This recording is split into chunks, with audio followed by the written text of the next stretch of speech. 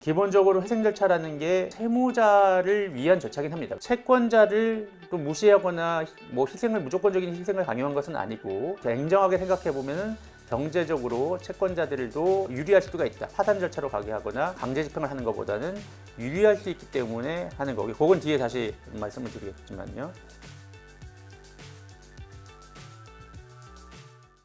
그다음에 이제 그 회생 절차에 관해서 본격적으로 절차의 흐름을 한번 따라가면서 회생 절차가 어떻게 진행되고 그 과정에서 채권자의 권리들이나 그런 것들은 어떻게 조정되는지를 한번 보도록 하겠습니다. 기본적으로 전반적인 회생 절차의 흐름은 이렇습니다. 아까 말씀드렸지만 회생 절차라는 거는 회생 계획을 확정받기 위한 작업이거든요. 그리고 이 회사의 채무가 회사의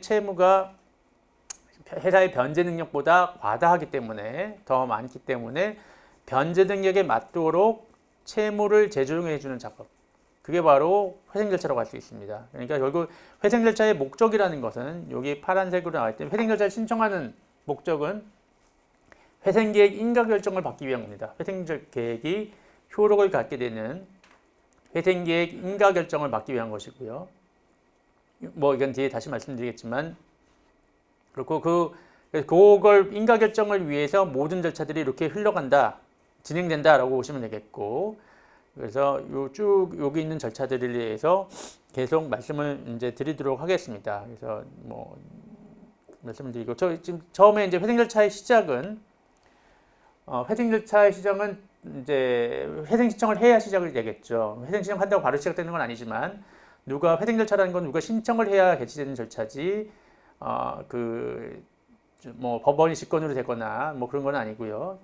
이해관계인들이 신청해야 되는 건데, 그러면 어떤 경우에 회생 신청이 될 수가 있느냐? 우리가 신청의 원인이라고 하는데, 원인이란 말은 뭐 이게 회사가 어려워진 원인이라는 건 아니고, 신청의 요건 이렇게 보시면 되겠습니다. 그래서 신청을 할 수 있는 경우는 사업의 계속에 현저한 지장을 초래하지 않으려고는 변제기에 있는 채무를 변제할 수 없는 경우. 근데 결국 우리가 채무 불이행 상태에 빠져 있는 채무자라고 아까 계속 말씀드렸는데, 채무 불이행이라는 것은 당장 우리가 현금이 없으면 못 갚죠. 우리가 아무리 뭐 큰 재산을 가지고 있어도, 뭐 건물을 몇 채씩 갖고 있어도 당장 계좌에 한 푼이 없으면 카드값 못 갚게 되는 거랑 똑같은 경우랑 똑같습니다. 그래서 사업에 이 변제기에 있는 채무를 변제할 수 없는 경우가 뿐만 아니라 약간 더 폭을 넓혀서 사업의 계속에 현저한 지장을 초래하지 아니하고는 못 갚는 경우. 그러니까 예를 들면 공장을 팔면 다 갚을 수 있지만 공장 팔면 사업을 못 하게 되는 거죠. 그런 식으로 재산을 다 내다 팔면은 갚을 수 있을지 모르지만, 결국 이제 자산이 모든 부채를 다 갚을 수 있다 하더라도, 어쨌든 물론 이제 자산을 다 팔아도 부채를 못 갚으면 당연히 회생 신청을 당연히 하는 거고, 자산을 팔아서 부채를 갚을 수 있지만 그러게 되면 사업을 못 하게 되는 경우니까 결국은 채무 불이행 상태인데, 이거를 단순히 채무를 갚을 능력이 없다기보다는 현재 사업을 계속하면서는 채무를 변제하기가 어려운 경우, 현금 유동성이 없는 경우라고 봐야겠죠. 그렇죠? 현금 유동성이 재산이 없다는 경우보다는 갚을 수 있는 현금을 마련하기 어려운 경우, 사업을 중단하면 모르겠지만 그렇지 않고서는 이제 현금을 마련하기 어려운 경우, 이게 이제 첫 번째 원인이고, 두 번째로는 채무자에게 파산의 원인이 생길 염려가 있는 경우, 파산의 원인이 생길 염려가 있는 경우인데, 결국 파산 상태에 곧 이제 들어갈 만하다라고 하면은 이제 회생 신청을 할 수 있다는 거고요. 결국 이제 그럼 그걸 이제 다시 파산의 원인을 한번 보면은, 우리나라의 제일 근본적인 파산의 원인은 지급불능입니다. 지급불능. 그러니까 결국은 파산 상태라는 것이 아까 말씀드렸듯이 채무를 변제할 수 없는 상태, 그게 이제 파산 상태라고 말씀드렸죠. 그래서 여기 뭐 다시 이렇게 보면은, 지급불능이라는 것이 기본적인 제일 주요한 파산의 원인입니다. 이게 지급불능이라는 게 말고 지급이 불가능하니까 채무를 변제할 수 없는 상태, 그게 지급불능이 되겠고, 결국 당연히 이게 파산의 원인이 첫 번째 원인이 되는 거고, 그다음에 그러니까 결국은 단순히 자기가 갚기 싫어서 변제하지 않는 것 떠나서 상태 자체가 채무를 변제할 수 없다는 그런 상태입니다. 다만 이제 우리가 상황 자체, 이런 상태는 외부로 봐서는 알 수가 없습니다. 왜냐하면 이제 이 사람을 실사해 보거나 자산을 관계를 떼어보면 알 수 있지만, 외부적으로는 이런 지급불능 상태를 알 수 없으니까, 그러면 외부적으로 지급불능 상태로 보이는 걸 뭐라고 하냐면, 우리가 지급정지라고 얘기합니다. 그래서 두 번째 파산의 원인은 이제 지급정지인데 이거는 어떤 객관적인 변제가 불가능한 상태를 말하는 것이고 요거는 변제를 할 수 없는 지급정지라는 것은 변제를 할 수 없는 상태가 아니라 변제가 할 수 없는 상태임이 외부적으로 표시된 것. 그러니까 지급불능 상황임이 외부적으로 표시된 것을 이제 그 표시 이렇게 보시면 되겠습니다. 그래서 대표적인 지급정지 사유가 부도를 냈다, 웜을 부도를 냈다라고 하면은 이 사람은 지급불능 상황이구나라는 것이 외부적으로 인식이 되는 거죠. 그 다음에 대표이사가 나와서 기자회견을 했다. 우리 돈 없어서 못 갚는다 앞으로는. 그러면 이제 지급불능 상황이구나라고 표시가 된 거죠. 그 다음에 회사의 워크아웃을 하고 있었는데 종료가 됐다. 이 회사가 워크아웃을 제대로 할 수 없을 정도로 회사가 어려운 상황이다라는 것이고 그런 등등으로 그러니까 원리금 같은 걸 상환하는 것을 중단해 버렸다라는가. 결국은 이런 식으로 외부적으로 어떤 행동이나 표시가 나게 되면 그걸 지급정지라고 하고 이 지급정지는 그 자체로 이제 파산 상태라기보다는 이렇게 파산 상태로 추정이 된다는 겁니다. 추정. 우리가 겉보기에는 도저히 알 수가 없는데 이런 상황을 보면서 이 사람은 파산 상태구나라고 추정할 수 있다라는 겁니다. 그걸 이제 지급정지가 두 번째 이제 그 파산의 원인이고요. 파산의 원인은 파산을 만드는 원인 행위라기보다는 파산 상태를 알 수 있는 그런 요건 이렇게 보시면 되겠습니다. 원인이라는 표현 자체는. 지급정지와 관련된 대표적인 거는 이제 워크아웃 관련된 것이 있습니다.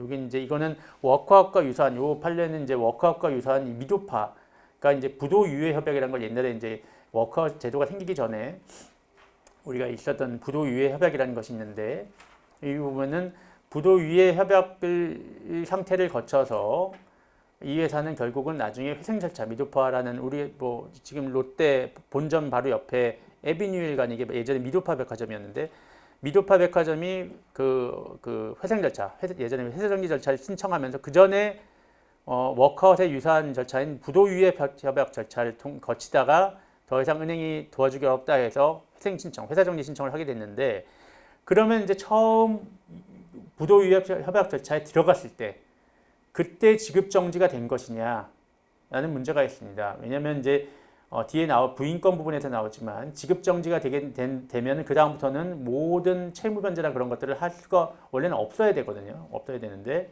그건 뒤에 다시 한번 말씀을 드리고 그래서 근데 이제 대법원 판례는 어떻게 얘기하고 있냐면은 워크아웃 같은 이런 부도 유예 협약에 들어가게 되면 그러면 이제 그거는 채무자가 은행에서는 도와주겠다는 의사니까 은행에서는 돈을 갚아주겠다는 의사인데 이런 것처럼 채무자가 당장 변제할 능력은 없더라도 변제 유예를 받거나 새로 융통을 할 수 있는 시중이 있다면 그것은 파산 상태는 아니다 라는 겁니다. 파산 상태 아니기 때문에 워크아웃이라든지 부도유예 협약을 들어간 것만으로는 지급정지 상황은 아니고 그러니까 파산 상태 내가 돈을 못 갚는다 라는 상태는 아니고 그거는 이제 그 워크아웃이 중단됐을 때, 워크아웃이 이제 실패했을 때, 그때가 바로 지급정지 상황이 되는 것이다라는 것이 대법원 판례의 요 내용이었습니다. 그래서 그거는 보고요. 그다음에 요거는 뒤에 다시 한번 다 말씀을 드리고 파산의 원인의 세 번째 파산의 원인은 채무 초과입니다. 채무 초과라는 것은 뭐냐면은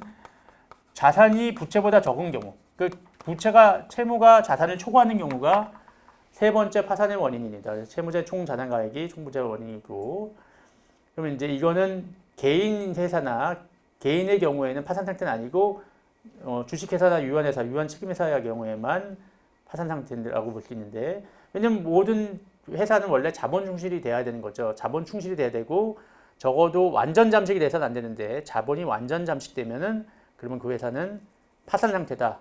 이렇게 보는 겁니다. 물론 이제 대부분의 회사는 채무 초과되는 경우 많지만 작은 회사들은 어쨌든 요 세 가지가 파산의 원인입니다. 그래서 회생 신청을 할 수 있는 원인으로는 요 지급불능, 지급정지, 채무 초과 요 세 가지가 채무자의 그러니까 채무자가 파산 상태에 있다라고 할 수 있고, 그게 생길 염려가 있으면 또 염려가 있기만 하면 파산 상태에 있다고 해서 회생 신청을 하는 것은 아니고 그 훨씬 전에 사전적으로 염려가 있어도 파산 상태면 당연히 신청 가능하고 염려만 있어도 해당 절차 개시 신청을 할 수 있다라는 겁니다.